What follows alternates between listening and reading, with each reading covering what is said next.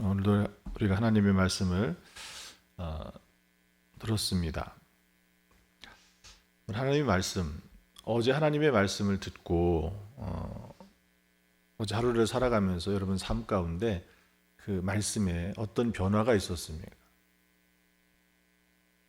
들은 말씀을 가지고 그렇게 살았느냐라는 거예요.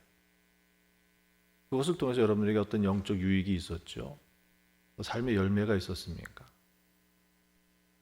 오늘 우리가 다시 하나님의 말씀을 듣습니다. 이 하나님의 말씀을 들으면서 어떤 기대를 갖고 계십니까? 예수님께서 비유로 말씀하셨던 속에 그런 말씀이 있었지 않습니까? 우리가 말씀을 들을 때 정말 진지하게 듣는데 어떤 거예요? 그냥 듣는 척만 하는 거예요. 말씀이 내 안에 들어오면 그것이 믿음이 돼야 되는데 그냥 열심히 진지하게만 듣는 거예요. 어떤 사람은 그 말씀을 들음에도 믿음이 일어나질 않는 거죠.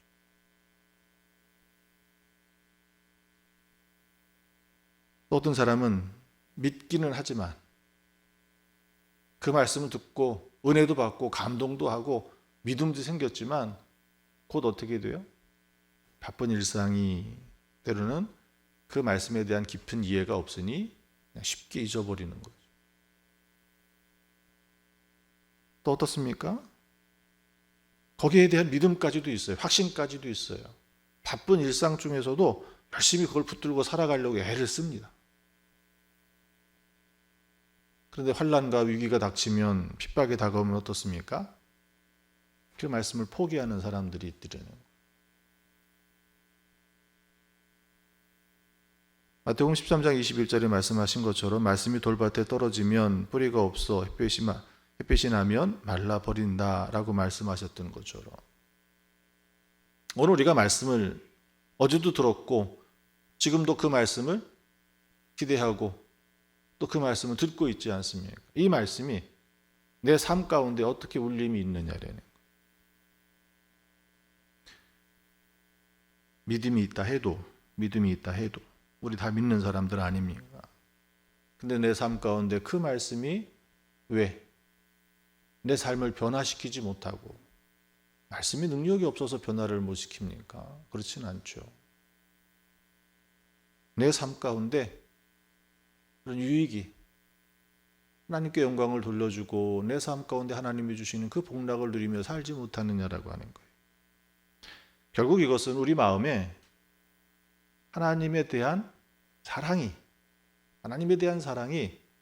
정말 내 마음속에 있느냐라고 하는 것을 점검해 보아야 된다라는 거예요. 말씀을 듣기만 하고 마음에 새기지 않는다면 또 그 중심에 사랑이 없다면 결국 그것은 무익한 것이 될 것이라는 겁니다. 오늘 우리 스스로에게 한번 좀 물어보십시오. 나는 말씀을 듣고 있는가? 하나님의 말씀으로 나에게 주시는 하나님의 말씀으로 듣고 있는가라는 거예요. 여러분 그렇게 듣고 계십니까? 그 들은 말씀을 여러분 믿으십니까?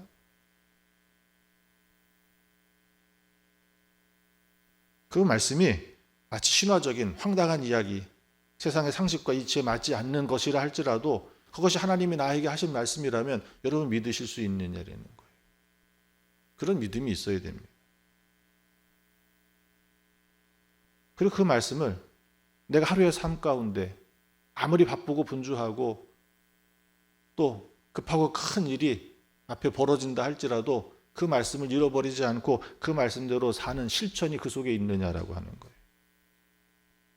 가장 중요한 것은 우리 안에, 내 안에 사랑으로 그 일을 감당하고 있는가라고 하는 것을 오늘 사순절 절기를 지내며 우리 스스로에게 한번 좀 물어봐야 될 줄 믿습니다.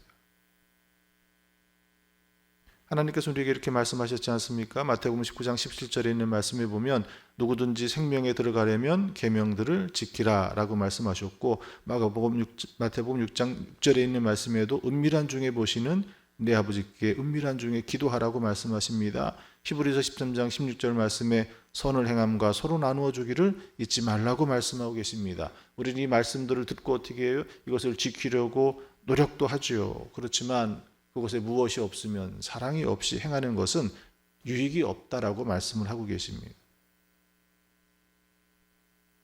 말씀을 듣고 기도하고 헌신하는 바로 그 자리에 하나님을 향한 사랑과 이웃을 향한 사랑으로 비롯되지 않는다면 그 모든 것은 다 헛된 것이다라고 오늘 함께 우리가 나눠야 될, 묵상해야 될 주제가 바로 이것입니다.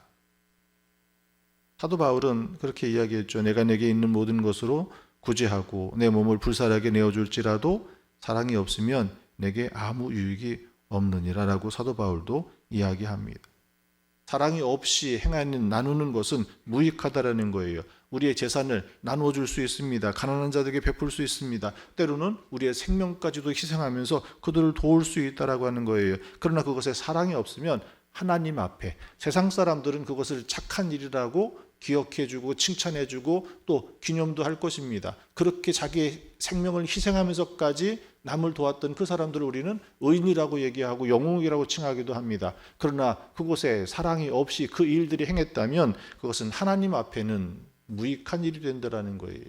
그것으로는 하나님께 영광을 돌릴 수 없다라고 하는 것입니다.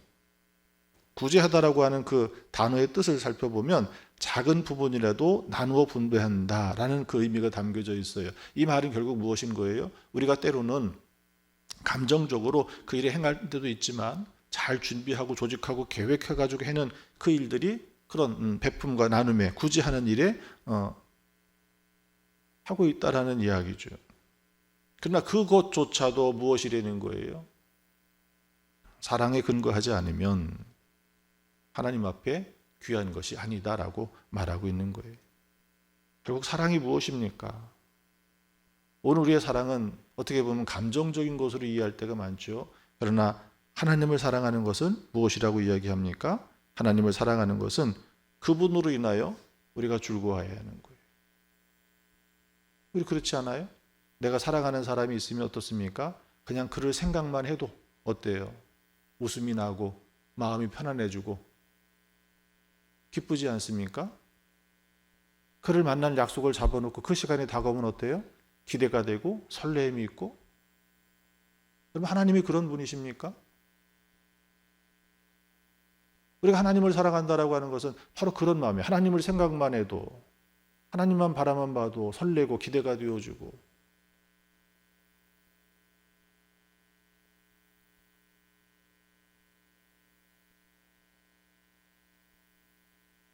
그러니 어떻습니까? 그의 말씀, 그의 뜻을 따라 행하는 것은 어때요? 저는 결혼을 준비하는 사람들한테 그렇게 이야기합니다. 너 정말 행복하게 살고 싶니? 그러면 네가 사랑하는 사람하고 결혼해라. 뭐 조건이나 형편이나 그걸 따질 거 없이 네가 정말 사랑한다면 그 사람하고 결혼하면 행복할 거다. 그런데 힘들 거야. 왜 힘들죠? 그를 위해서 모든 것을 다 희생하고 그를 위해서 먼저 다 해야 되니까 몸은 비록 고단하고 힘들 수 있어요. 근데 마음은 어떻죠? 행복해요. 근데 편안하게 살고 싶으면 너를 정말 사랑해주는 사람하고 결혼해라. 그러면 어떻죠? 몸은 편안해요. 근데 행복할까요? 자기가 사랑하지 않는 사람하고 결혼했는데 행복할 수 있겠습니까? 그의 뜻을 따른다는 것도 마치 그런 거예요. 하나님의 말씀대로 산다는 것도 바로 그런 거예요.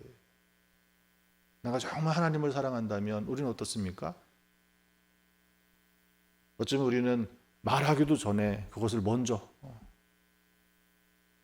살펴 행하는 것이 사랑하는 사람의 모습이 아닌가 싶습니다. 그리고 어떻습니까? 늘 동행하는 거예요. 같이 있고 싶어 하죠. 같이 있고 싶어 하죠.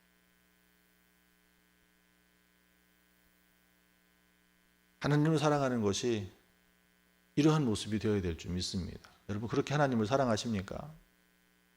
늘 하나님과 동행하시기를 바랍니다. 그 하나님을 향한 사랑은 결국 무엇으로 드러나져요?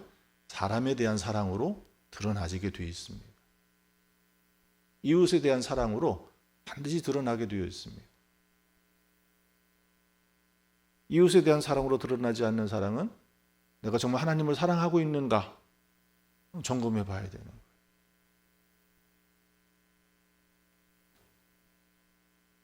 이웃을 사랑한다라고 하는 것은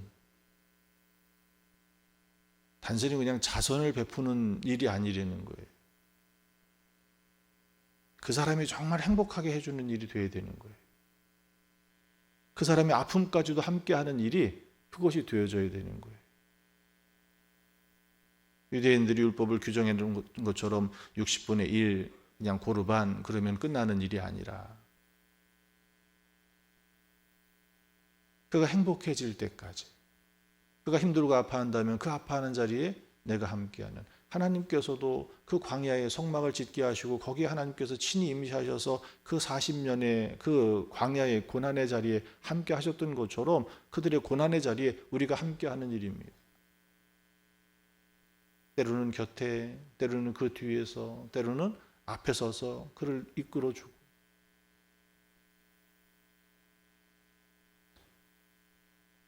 고린도서 13장에 있는 말씀에 보면 사랑장이라고 그러죠. 거기에 그 사랑에 대해서 뭐라고 이야기하고 있습니까? 오래 참는 것이고 온유한 것이고 시기하지 않는 것이고 분내는 것이 아니고 내 유익을 구하는 것이 아니라 그의 유익을 구하는 것이고, 결국 사랑의 행동에는 무엇이 있는 거예요? 원망과 불평이 아니라 그것은 결국 내 희생으로만 감당할 수 있는. 오늘 인생을 살아가다 보면 어떻습니까? 우리도 그 끝을 맞이하게 되는데 우리 삶을 돌아볼 때 어떤 삶이, 이 사랑을 가지고 살아간 삶은 어떻습니까? 결국 하나님을 대하는 그 소망도 평안으로 마칠 수가 있다는 거예요. 사랑 없는 삶은 어떻습니까? 불행으로 끝날 수밖에 없어요. 참 평안을 얻을 수가 없다라는 거예요. 아무리 많이 쌓아놓은, 아무리 많이 기록해놓은 그 업적을 가지고, 그것을 가지고 무엇을 자랑할 수 있으며 무엇을 가지고 떠날 수 있겠느냐라는 거예요. 오늘 우리가 사랑으로 그 일들을 행하고 그가 남긴 것이 아무것도 없다 할지라도 그는 참 평안을 맞이할 수 있다라는 거예요.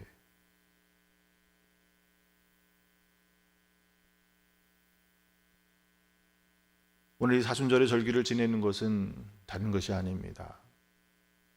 바로 하나님의 부르심 앞에 우리가 응답하는 거예요. 우리가 하나님을 사랑하는 그 고백만 남는다면 그건 공허한 울림일 수밖에 없다라는 거예요. 하나님께서 오늘 우리를 부르시는 것은 다른 것이 아니라 바로 그렇게 오늘 우리 이웃을 향한 그 사랑을 실천하라는 겁니다. 우리 행동이 이웃들에게 선한 영향력을 끼치고 그것을 통해서 그들이 우리를 통하여 하나님을 경험할 수 있는, 하나님의 그 사랑을 경험할 수 있도록 이끌어내라고 하는 거예요. 오늘 이 말씀을 기억하면서 한번 우리의 삶을 돌아보시기 바랍니다. 나는 정말 하나님을 진심으로 사랑하고 있는가? 나는 내 이웃을 사랑하고 있는가? 내 선행이 사람들에게 보이기 위한 것인가? 아니면 진정으로 그들을 사랑하는 그 사랑에서 비롯된 것인가? 한번 깊이 묵상해 보시기 바랍니다. 오늘부터 우리가 그 사랑을 실천하는 작은 실천들이 우리에게 좀 있었으면 좋겠습니다. 누군가에게 친절한 말을 건네는 하루가 되시기 바랍니다. 도움이 필요한 사람에게 여러분의 손을 한번 좀 내밀어서 그를 좀 잡아주십시오. 그의 어깨를 좀 두드려주고 그의 곁을 지켜주는 그런 하루가 좀 되었으면 좋겠습니다. 더 중요한 것은 하나님과 깊은 영적 교제의 자리를 여러분들이 스스로 만들어 보십시오. 이 새벽에도 그렇게 할 수 있지만 하루의 시간 중에 또 다시 하나님을 더 깊이 생각하며 내 일상의 작은 것들을 내려놓고 그 속에서 하나님의 그 사랑을 다시 한번 배울 수 있는 그런 날들이, 그런 시간들을 좀 오늘 하루 중에도 문득문득이라도 그렇게 하나님과 깊은 교제의 자리를 만들어 보시기 바랍니다. 하나님이 기뻐하시는 그런 참된 믿음의 삶을 오늘 내가 하루를 삶을 통하여 그것이 오늘 우리의 삶 가운데 감사가 되어주고 그것을 통하여 하나님께서 영광 받으시는 우리가 하나님을 찬송하는 그것이 오늘 우리가 진정으로 예배드리는 예배자의 모습이 아니겠습니까? 이런 삶을 우리가 세상 속에서 그렇게 살아갈 때 세상 사람들은 우리의 그 모습을 보고 하나님을 보게 될 것입니다. 오늘 우리가 함께 이렇게 기도했으면 좋겠습니다. 주님, 제가 이웃을 위한 사랑의 부르심에 응답하게 하시고 그 사랑을 통해 하나님의 은혜를 전하게 하소서. 제 삶이 다른 사람들에게 덕을 세우고 그들을 주님께로 인도하는 도구가 되게 하소서. 이 기도가 우리의 기도가 되기를 바랍니다.